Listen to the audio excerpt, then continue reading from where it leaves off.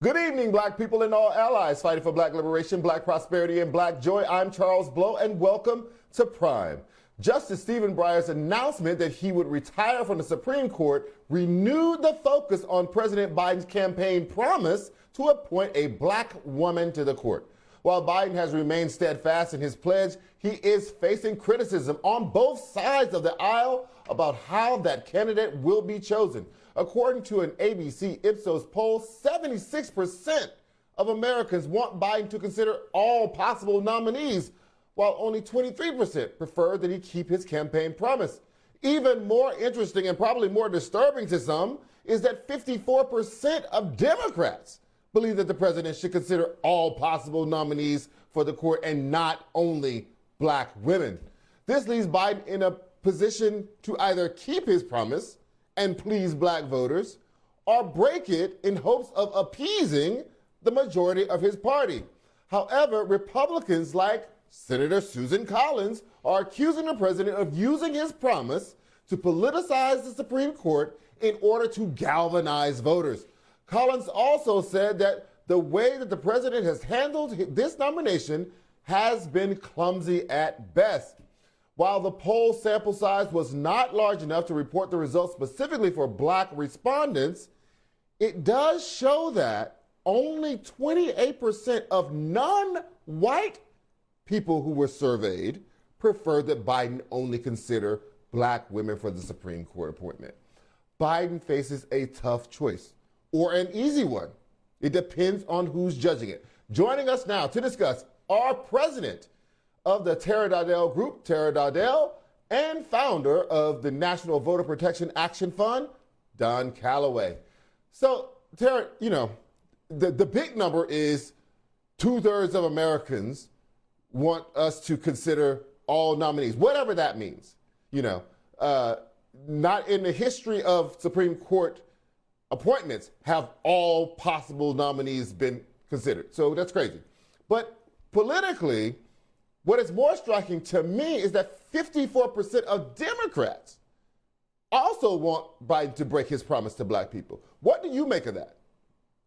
It just shows how pervasive racism is in this country, frankly, because first of all, where was all of this outrage? Where were all of these polls when Trump said that he was going to nominate a woman to replace Justice Ruth Bader Ginsburg, the late justice? Where was this outrage? He was actually celebrated. He was heralded for that. And it also shows what a great job, and I don't mean that in a good sense, that the right has done in their ongoing campaign to demonize and denigrate black women in this country. It is not lost on the right that black women are a powerful voting bloc and also powerful organizers in this country. So they've been denigrating us for years, but they've certainly stepped up their attacks on denigrating us more recently, A, because it's effective, and B, because of the fact that they know that we are a power base and we are starting to demand our seat at the table. And so that has led to this campaign that they are waging against us in this very moment to undervalue and devalue our qualifications. I want to say something really quickly about one of the people that is being considered, one of the persons that's being considered, Judge Brown Jackson.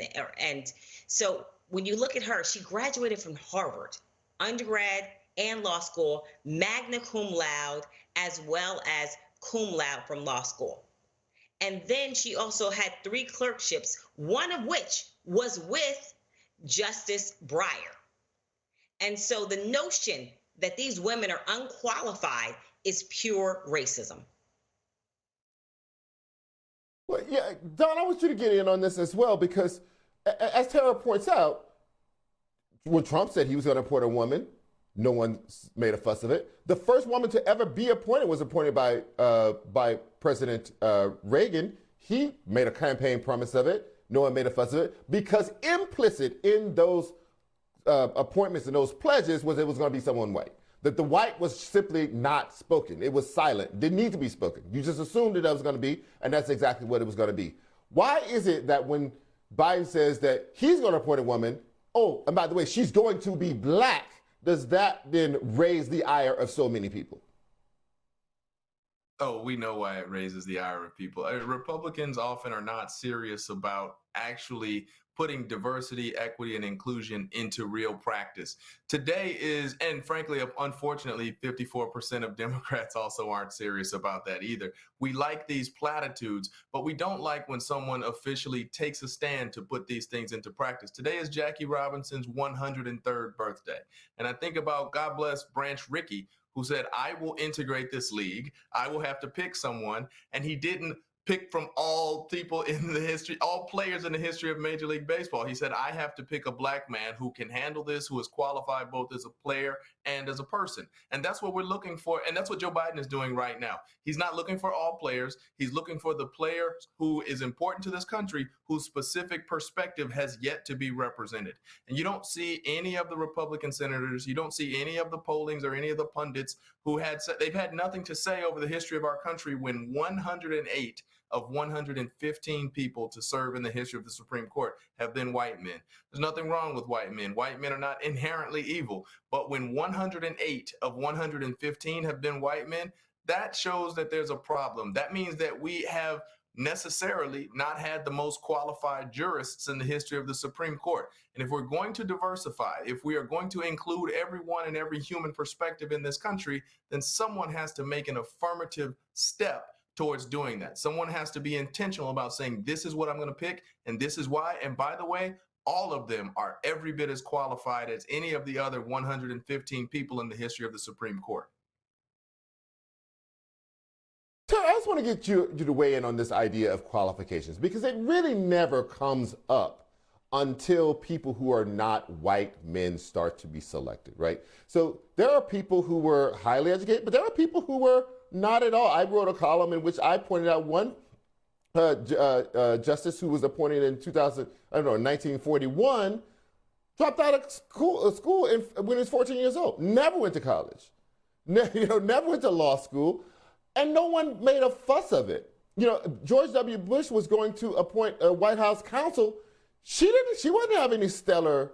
Well, he appointed her. It didn't work. He had to withdraw the reappointment, but she had no stellar credentials. It is only when we start to appoint people who are not white men that all of a sudden they have to be all the things you just pointed out about this fantastic candidate you were just talking about. They have to have gone to the Ivy League school, right? They have to have had the stellar commitment. That is just not the track record. Why?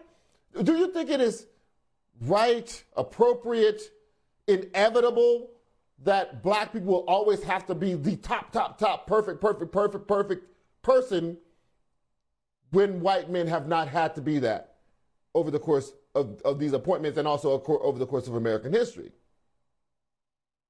That's absolutely right. We have always had to be twice as good. So I didn't even have to hear the names of the black women to know that they were twice as good, because that's always been the bar that we had to exceed. I remember growing up and my parents telling me, you have to be twice as good to get just as far. And so, but what we're seeing with the younger generation, particularly the younger generation of black people, is that people are pushing back on these double standards, these clearly racial double standards, and pushing back on the notion that just because you went to an Ivy League school, there are folks that went to our HBCUs. My parents went to HBCUs who are eminently qualified too. So we also need to broaden out these conversations about what makes someone qualified. So that's another conversation we need to have. But it's really heartening to see so many very, very young Black Americans just breaking through, pushing through these barriers and saying, we don't care what you think. We're going to push and we're going to demand what we have earned and what we deserve. And so I do think that things are starting to change, certainly not fast enough for my taste or I think any of our preferences, but I think it's on us, right? We need to start to better define our own narratives, which is why this show is so great, because we need to tell our own stories. We need to set our own standards. And I want to see more people pushing back. I mean, I feel like as a Black woman, we're often out there swimming all alone in these situations when we're under attack. And so I think we as a community have to continue to push back and push back hard. I mean, 9 of the judges that Trump nominated were deemed by, it's worth repeating, were deemed by the American Bar Association as not qualified. And we didn't hear a peep out of Trump supporters or the Republicans in the Senate when those folks came up for nomination. So we know this is a double standard, but again, it's on us to fight back, and we only have us.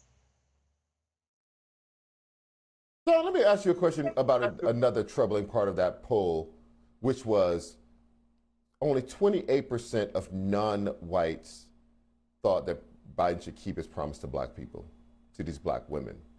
That means that 70% of the non-white population believes that Biden should not keep his promise to these Black women. What does this say to you about allyship?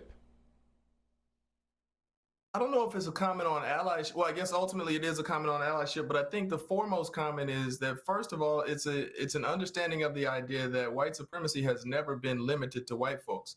And frankly, there's a lot of anti-Black racism that has infected people of color, even Black folks, meaning even we sometimes think we are inferior because we've bought into what our dear brother, Dr. Eddie Glaude, calls the lie. We have bought into the myths and the mythology of this country that continue to tell us that only white folks who went to Ivy League schools, who are of certain pedigrees, white males at that, are those qualified to inherit the mantles of leadership across the board in this country. We are now in a moment, as my sister said a moment ago, in which people are starting to rebel from that fundamental logic.